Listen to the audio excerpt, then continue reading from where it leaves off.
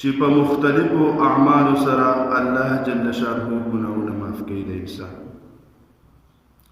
چې یو لا اله الا الله محمد رسول الله کلمه چا ویلي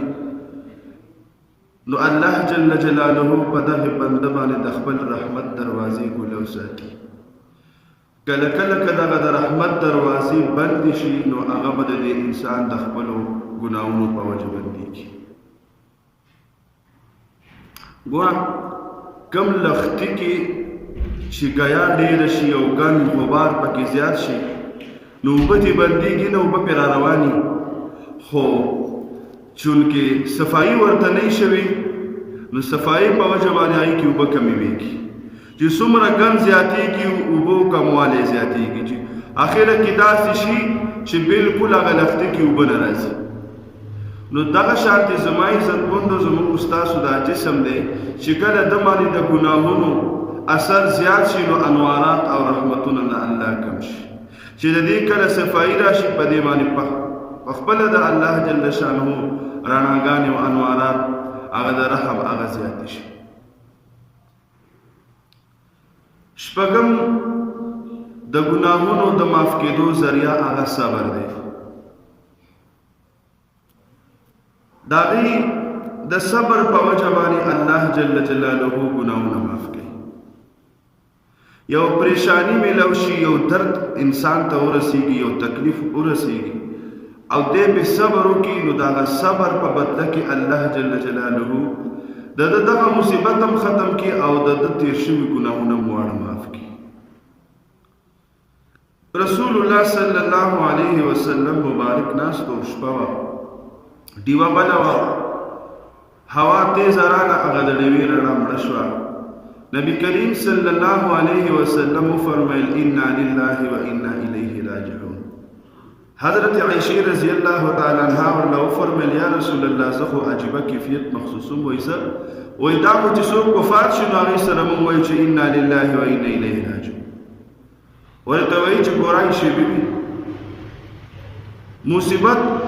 او تکلیف که هغه غټي و په ورکې وټی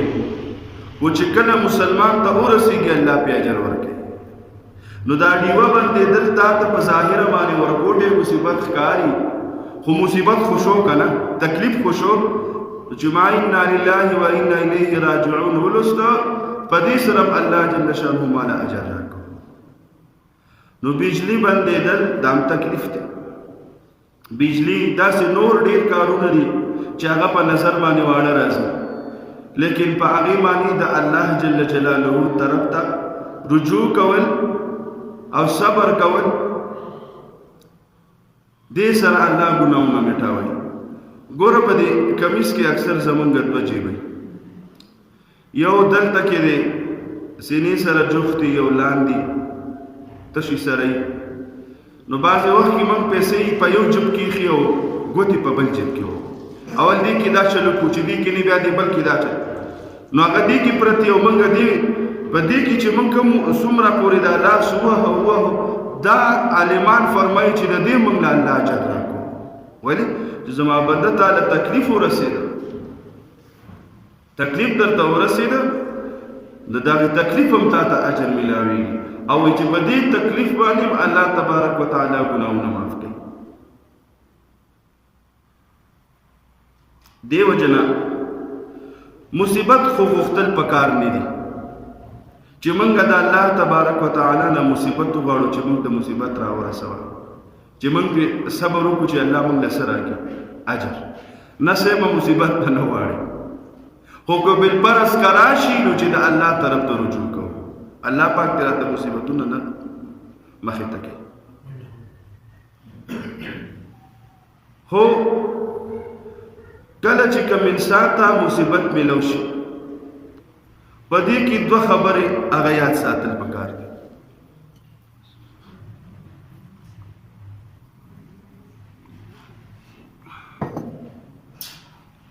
یو دا دی ګوره موږ په دعا کې وایو کنه چې یا الله زما ګناهونه معاف کړي، یا الله زما مغفرت نصیب کړي. نو مصیبت بعض وخت کې د دې دپاره راشي چې د دې انسان ګناهونه پې میټاو شي. نو دا کم مصیبت چې تا له راغی او ګناه وانو په دې خفه کېږه مه صبر کوه ځکه چې تا ویلو چې الله زما ګناهونه معاف کړي نو ګناه خو داسې په مفتو کې نه معاف کېږي که نه څه ناڅه خو به وي ته صبر وکړې الله به ګناه معاف کړي دویمه زما عزتمندو الله جل شانه دې په ما او په تاسو باندې رحم وکړي چې موږ وایي چې ما ته د الله نزدېکت حاصل شي زه د الله په نزد یو محبوب او یو مقبول بنده د الله جوړ شم اوس اعمال زموږ داسې دي شاید چې هغې په وجه باندې موږ د الله مقبولان او محبوبان نشو جوړېدی نو الله تبارک وتعالی د طرف نه داسې یو امتحان او داسې یو مصیبت راشي چې د انسان هغه برداشت کوي دغه مصیبت ختمېدل او د ده سمدستي ولایت میلاوېدل ګورئ موږ او تاسو بیا به دا پیژنې څنګه چې دا مصیبت زما د ګناه د ختمېدلو دی که دا مصیبت د الله جل شانه ته د نږدې کېدلو دی نو د دې عالمانو نشانې ښودلي دي چې کوم مصیبت د ګناه نه د معاف کېدو دپاره راشي چې د دې انسان پې څه معاف شي ګناه پې د ده معاف شي نو د هغې به پیژنګلو داسې چې دا انسان به صبر کوي او تیری به په ځان باندې یو ته به وایي چې یاره چا ته به لکه شکایت نه کوي چې یاره ما دا مسله ده داسې ده داسې ده داسې بله دا ده که ده صبر ونه کړو نو علامې بیا دا ده چې دی به مونځ او دس پرېږدي دی به مسجد سره تعلق ختم کړي دی چې چا سره میلاوېږي څنګه یې والله بس څه به درته ووایم ورځ په ورځ در په در خبره بس بل څه میلاو شي هلکه څنګه مزې تا وکړي شکایتونه چې چا سره میلاوېږي شکایت چې چا سره میلاوېږي شکایت پلانکۍ مسله مې ده ډنګرۍ مسله مې ده دا مسله مې ده هغه مې د شکایتونو انبار لګوي پوه شئ چې اوس دا مصیبت چې په کوم په ده باندې راغلی دا د ګناهونو په وجه دی او د دې ختمېدل به څنګه وي د دې ختمېدلو جړ لباول دی چې شکایتونه به بند کړي چا ته به نه وي ولې ته چې خلکو ته وایې چې دا مسله مې ده دا چا راوستی دا چا راوستی الله راوستی که نه نو د الله شکایت د هغه بنده ته کوي بل هغه بنده په خپله محتاج دی د الله نو چې ستا څه مدد نشي کولی نو هغه ته ویسه ده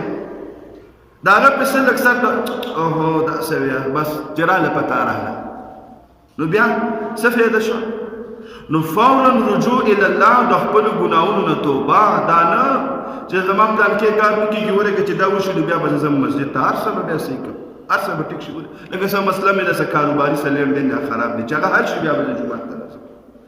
هغې حل کېدو دپاره خلک جومات ته راځي جومات ورته نه پرېږدي د مسلې د حل کېدو دپاره به په دین کې مخکېوالی کې کوشش وکړې دویم څیز مصیبت د الله د قربتوالي چې زه الله ته نږدې شم هغه به څنګه پېژنې هغې پېژنګلو داسې ده چې انسان باندې یو پریشانی او یو مسله راشي دی خاموشي اختیار کړي چاته شکایت نه کوي چې دا چل دی دا چل بلکې دی نورم نوافل زیات کړي نورم تلاوت زیات کړي نورم ذکرونه زیات کړي نورم ورپسې د تهجد منځونه او دې ته لاندې وځي لګیا شي او یو کس ته داسې وایي یاره ړیپ یې وبس کړي که نه ورته وایي یاره ما ته دعا کوه دا پلانکۍ مسله مې ده چې حل شي نو دا شکایت نه دی د دې مثال داسې دی لکه چې ته ډاکټر له لاړ شې او هغه ته وایي زه بیمار یم دوایي راکړه هغه دله دوایي درکړي دا واله دا خو شکایت نه شو دا خو علاج دی نو اوس یو چاته په دې نیت ویل چې دی راته دعا وکړي ښه خبره راله وکړي ځکه یې ورته ویم نو ووایي د دې ویلو اجازت دی داسې خو موږ ټول د دې زموږ پریشانیانې دي بزرګانو عالمانو له زه ورته وایم چې دعا راله وکړه مور پلار ته وایي بیبي بابا ما ته دعا وکړه نو دا شکایت نه دی دا حکایت دی دا کیسه ده چې دا حساب کتاب دی چې اوس دې باندې صبر وکړي الله جل شانه چونکې دی نږدېکت الله ته غواړي نو چې کله دا مرحله تېره شي دی الله ته نږدې شي ولې چې څومره د الله ذکر زیات کړي او څومره فکر زیات کې نو هغومره به الله ته انسان نږدې کېږي. لکه څه مسله راشي که نه مونږ الله طرف ته چې کله انسان په رجوع شي هغه یادوم نو بیا موږ لګیو ځان دپاره ذکر هم کوو تلاوت هم ښه ډېر کوو نوافل هم ښه ډېر کوو لګیو وظیفه تسبیح بټنې والا تسبیح باندې لګیو ختمونه قسمه قسم څوک راته وایي 1 لک پیرې وایي موږ لګیو نو الله پاک خوشحالېږي ګوره زما دې بنده ته چې د باندې مسله راغلې ده څومره زما عبادت یې زیات کړی څومره ماته نږدې دی. بعضې وخت کې مسلې د پاسه مسلې او انسان هغه شاته نور هم عبادت زیاتوي الله دې مسلو کې ښه دی څومره ډېر عبادت مې کوي لګیا دی خوشحالېږي. دا بزرګان عالمانو باره کې کتابونو لیکلي وایي دوی به الله ته وایي چې الله بس سم مسایل تاسې راته راوله چې زموږ نور هم تا ته توجه زیاتېږي خو موږ او تاسو ته الله مسایل نه راوړي موږ کې برداشت کم ځای دی خولې نه به خدای مکه کفري الفاظ وتي ناشکري به رانه وتي موږ کې برداشت کم ځای کې. دې وجې نه په خپلو کړو باندې صبر کول او الله جل جلاله په قرآن شریف کې فرمایي ولنبلونکم بشیء من الخوف والجوع ونقص من الاموال والانفس والثمرات اخره کې فرمایي وبشر الصابرین. کله به ستاسو باندې امتحان راولم ستاسو د مال باره کې کله د جان باره کې کاروبار به خراب شي کله به بیماری راشي کله د اولاد باره کې اولاد به درنه والم اولاد به درته بیمار کړم اولاد به دې نه کېږي او اولاد به دې وشي بیمار وي نو دا ټول الله فرمایي دا زما امتحانات دي کله به سخت دی کله به رات دی خو چې چا صبر وکړو و پیغمبر علیه السلام او بشیر الصابرین زیرې ورکه چاته مصیبت صبر کوونکو ته په مصیبت باندې او زما عزتمندو صبر دې ته نه وایي چې یو انسان بغیر د مشکلاتو نه لګي او چې زما کې ډېر صبر دی او صبر به کوم دا پته به په میدان لګي چې کله غم راشي الله دې راته نه ښایي مصیبت راشي اوس به پته لګي چې صبر شته که نشته. بعضې وخت کې مړی وشي که نه ته به زړه به ټینګ کړي دا سړي په دوی کې د صبر ماده د ښځو په مقابله کې ډېره زیاته ده خو زنانه دي چې سړی ورشي سړی دې نه جړوي سم دم سړی به اجدا ورته وایي یا لالا که نه بس هغه ځان څه په جړه کړي یا ورته وایي یا پلاره که نه ستاینه وکړي هغې سره دې په جړه شي بیا جړام خیر دی. نبی علیه الصلاة والسلام ابراهیم رسول الله کو زوی وفات شو نو جړلې صحابه ورته یا رسول الله تاسو خو وایئ چې جاړئ ونه زړه دې د غوښې جوړلی ولې به نه جاړو وهل او ټکول او غیر شرعي عادتونه هغې نه ځان ساتئ چغې وهل او سرونه شلول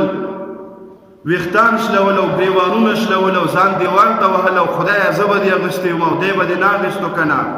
او ما د زما دا ژوند به دې دله ورکړی وی دا کیسې پیسې انسان بیا د شریعت د دایرې نه بار کوي دا خبرې مه کوه او زړه دې یاره دردېږي به خامخا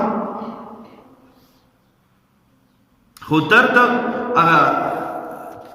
یو تپوس شو که نه چې ستاسو د پلانکي ملک سره دوستانه ساتئ او دې بل طرف ته بد وائے نو هغه ورته وایي چې دوستی کا معنی دوستی ہے دوستی کا معنی غلامی نہیں. نو د شریعت معنی په شریعت کې دننه ژوند دی د شریعت معنی دا نه ده چې ته به ګنې د شریعت نه بار شي او د نورو طریقو غلامي به تسلیموي. دې وجې نه زما عزتمندو په معمولي خبرو باندې شکایتونه نه دي پکار معمولی دغه راشي بیا مونږ هغه شکایت چې کوم دی هغه شروع او صبر دا هغه فارموله ده الله دې زموږ ستاسو را نصیب کړي. ګوره پلار کله کور ته مټایي راوړي که نه او ټول وخوري یو بچی پکې سکول کې نه وي وایي هغه لکې دی کله د هغې څه لږه کمه پاتې شي هغه چې راشي هغه خو نور مټایان نه دي لیدلي هغه له دا یو هم درې ښکاري خوشحاله یې ورته وی خوري پلار ډېر خوشحاله شي چې هلکه ما خو وله لږ غونته کې ورکړو دی داسې خوشحاله شو صبر یې پرې وکړو چې بیا کله داسې صحیح وي دله ډېر ورکوي ځکه بله پیرې صبر کړی و دله ډېر ورکوي صبرناک دی نو د الله جل جلاله ته خو دا بنده د اویاو میندو نه ورسره زیات محبت ساتي چې صبر وکړي الله جل جلاله د ورکړې والا دی د مغفرت والا دی د عافیت والا دی د رحمت والا دی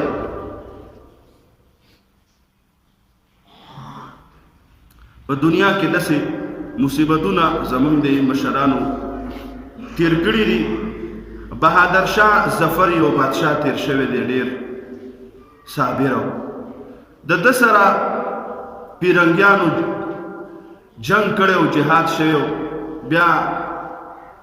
د ده پکې تقریبا چې څو زامونو ټول پکې شهیدان شوي، ټول بچي شهیدان شوي. بیا دله د پیرنګیانو یو دعوت کړی و چې یاره دعوت به موږ مذاکرات غونته به وکړو. کې به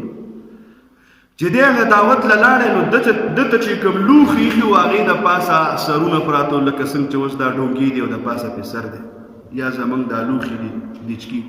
نو ده ته په میز باندې دغه شان لوښي ایښي وو او ده ته یې وی چې راځه. ده به چې د کومې ډونګې نه سر اوچته و د زوی سر به یې پکې پروت و، چې بلې ډونګې نه سر اوچت کو په هغې کې د زوی سر پروت و، چې بلې ډونګې نه سر اوچت کو هغې کې د زوی سر پروت و. څومره غټه صدمه ده، څومره غټ غم دی چې ستا د بچي سر تا ته په ټیبل باندې د ترکارۍ په ځای په لوښو کې پروت وي، ستا پړه باندې به څه تېرېږي. خو د صبر به علاوه بله لار شته؟ که موږ هر څه مو کړو، خدای مه که دا خپل ځان هم پسې ختم کړو، زما بچی خو ماله واپس نه میلاویږي. د ده خو اجل راغلی او لاړې، غم ډېر زیات غم دی. او چې په دې غم باندې دې صبر وکړو او تا ووایي چې یاره زما دې بچي خو د زندګۍ هغه چراغ ختم شو. الله حدیثو کې راځي چې الله جل شانهو به دغه بنده له په بدله کې د جنت چراغونه ور نصیب کړي او د جنت چې کومې ماڼۍ دي هغه به درته ور نصیب کړي چې زما بنده ته د دنیا نه ډېر په غمونو کې ډک هغه دې ما له ځان راوړی، اوس راشه دا واخله. خو موږ کې صبر کم ځای کې راځي، خاص کر موږ په پښتنو کې بیا ډېر زیات غوسېږي.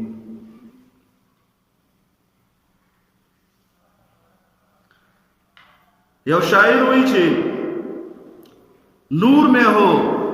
یا نار میں رہنا، نور میں ہو یا نار میں رہنا، ہر جگہ یاد یار میں رہنا. او بیا فرمائی چند جوں کے برداشت کے بے بس سہیلو، چند جوں کے برداشت کر